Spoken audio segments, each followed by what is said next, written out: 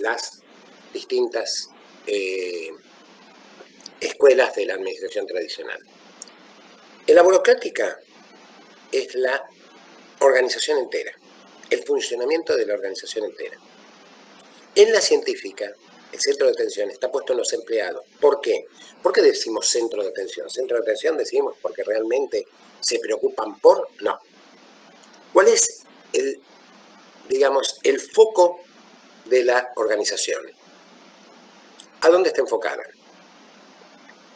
En la burocracia, en la burocrática, la organización entera. En la científica hacia los empleados, porque como hay, digamos, reglas y métodos rígidos, está enfocada a que los empleados cumplan esos métodos, esas reglas y métodos rígidos. Y en la gerencial es a los administradores. ¿Por qué? Porque son los administradores los que van a decidir qué se hace. ¿Cuáles son los beneficios? En el caso de la burocrática es eficiencia, es decir, consistencia primero. Bueno, consistente siempre va a ser. ¿Por qué? Por las reglas y, digamos, incluso por las conductas organizacionales que son siempre iguales. La eficiencia, es decir, es el objetivo. No digo que se logre. No digo que se logre. Pero es el objetivo. En la científica, la productividad. Fíjense que podríamos decir que en la científica, de algún modo, digamos, tiene una reactividad más rápida frente a cambios. Ojo, no la estoy defendiendo y digo que es nefasta, ¿eh? Pero ¿por qué digo esto? Porque al hacer estudio de la mejor forma de hacer algo, si existe una mejor forma, esa mejor forma se puede implementar, no digo de inmediato, pero casi de inmediato. Por eso está más enfocada a lo que es la productividad y a la eficiencia. En la gerencial, una estructura clara, una estructura organizativa clara, ¿sí? Es uno de los beneficios. Uno ve que la estructura de la organización es clarísima. Y la especialización, es decir, digamos, el foco grande en la especialización lleva al profesionalismo administrativo. Ahora, ¿cuáles son los inconvenientes? En la burocrática, la rigidez y lentitud. En la científica, menosprecio por necesidades sociales. Es decir, no importan las necesidades de los empleados. No importa si, fíjense, a ver, no importa si se enfermó, tiene que venir a trabajar. ¿Sí?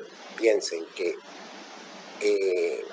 la administración científica está, digamos, orientada exclusivamente a la producción.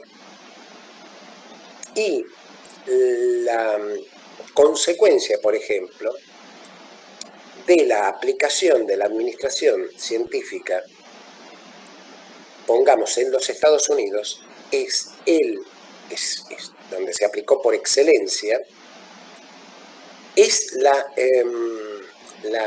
volatilidad del trabajo. Uno puede haber trabajado durante 20 años, pero el famoso "you're fired", está despedido. Ya está, sin opción. Es más, en este momento ya Estados Unidos se está aproximando, por la pandemia, a 30 millones de desocupados. Hasta ayer o antes de ayer eran 26 millones. Como ya decían, se está acercando a los 30 millones de desocupados, lo cual, teniendo en cuenta que la barrera para ellos van a ser los 33, es decir, la barrera en el sentido, ya están, ¿no? Ya la cruzaron la barrera, pero digo, la barrera del 10% de la población desocupada no se cruzó ni siquiera en el crack de 1929. en el jueves negro de Wall Street. Fíjense que cuando crucen los 33 millones de desocupados, ya van a estar en el 3% de la población, porque son 330 millones de norteamericanos, pio más, pio menos. Entonces, pero justamente, ¿por qué digamos, hay esa volatilidad de empleo? Porque tradicionalmente, no digo ahora y en todos lados, no, pero la formación de organizaciones laborales originaria de los Estados Unidos fue sobre la base de la organización científica. Y hay cosas que nunca perdieron de la organización científica, y que es la de la volatilidad laboral. ¿Cuál es el inconveniente de la administración gerencial? Que se mira mucho hacia adentro. La empresa, la organización a sí misma, el centro de atención, está en la propia organización, se mira el ombligo. Y se exagera la necesidad de comportamiento racional de los administradores. Ahora bien, espera un cachito. Judío, ¿verdad?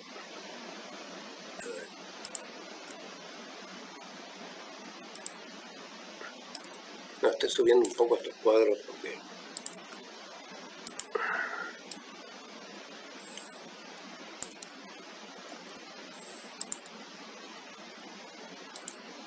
Bien.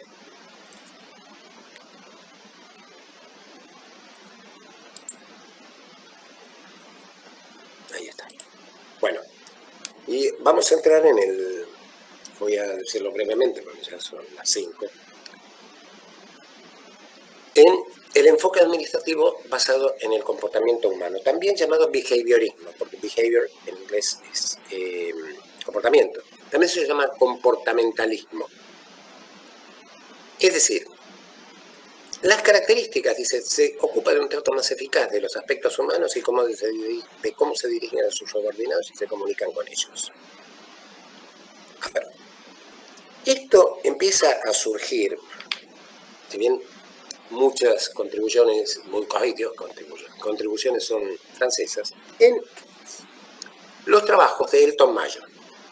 Elton Mayo fue un investigador de las, digamos, un referente de lo que es la teoría de las organizaciones, que empezó a ver, una vez lo enviaron a investigar en Standard Electric, que fabricaba teléfonos, viejos teléfonos de disco. ¿Qué era lo que pasaba? ¿Por qué una planta tenía baja producción? Es decir, problemas de salarios no tenían, los salarios eran adecuados, no tenían problemas de inasistencia por enfermedades, ni nada por el estilo, pero tenía baja productividad la planta. Y entonces Elton Mayo decide no quedarse mirando desde arriba y analizando y diciendo, a ver, que no, que las estructuras, que esto y que lo otro. No. Decide, porque no encuentra explicar. Ay, perdón. Me olvido de... Yo estoy viendo la diapositiva y ustedes no la están viendo, y entonces... Dios. Ahí está.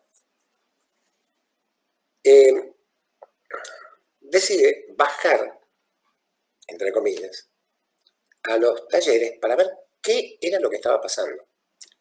Y entonces le pregunta a una de las empleadas, y la empleada señala al techo y dice, la iluminación del taller es mala. Y se dio cuenta que tenía razón, porque en ese momento los teléfonos se armaban a mano. Entonces iba pasando por una línea de producción. Ahora, tenían componentes chicos. Y entonces, al haber una mala iluminación a nivel taller, entonces tenían que hacer un esfuerzo enorme, un esfuerzo visual enorme. Resulta que cambiando la iluminación, aumentó la productividad a lo loco. Entonces, empezó a trabajarse el enfoque basado en el comportamiento humano. ¿Por qué? Porque somos los seres humanos los que formamos las organizaciones. Entonces, hubo distintas contribuciones y acá empezaron a trabajar los psicólogos. ¿Sí? Esto también viene, si ustedes quieren, de la década del 60, donde además se hace todo un replanteo, digamos, filosófico de la sociedad. Sartre, aparece a nivel psicoanalítico Lacan, etc. Pero bueno, se empiezan a mirar las organizaciones desde el punto de vista humano.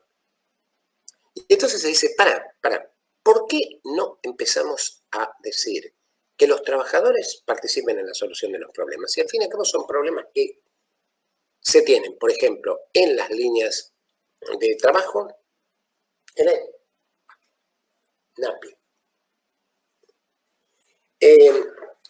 Gracias.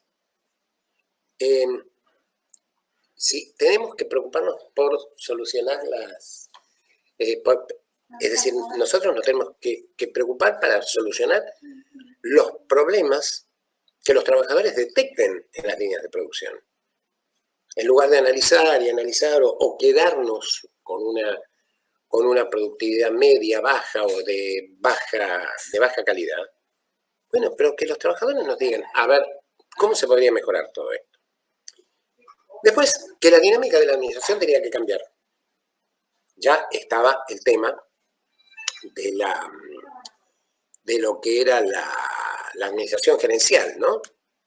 Pero que tenía que empezar a cambiar la dinámica de la administración, fundamentalmente, ¿no es cierto?, en la comunicación con la gente.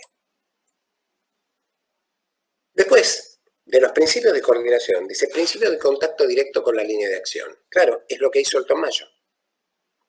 Coordinación en etapas previas de implementación y planeación. Es decir, se empiezan a mirar y decir, señores, miren, para planificar está todo muy bonito, pero nos tenemos que coordinar. Y para esto tienen que participar en el planeamiento todos los actores que tienen que actuar, valga la redundancia. Debe comprender todos los aspectos de la marcha organizativa y se tiene que ejercer de una manera permanente. Esto no puede ser, digamos, un estallido y después retroceder o volver a una forma más rígida.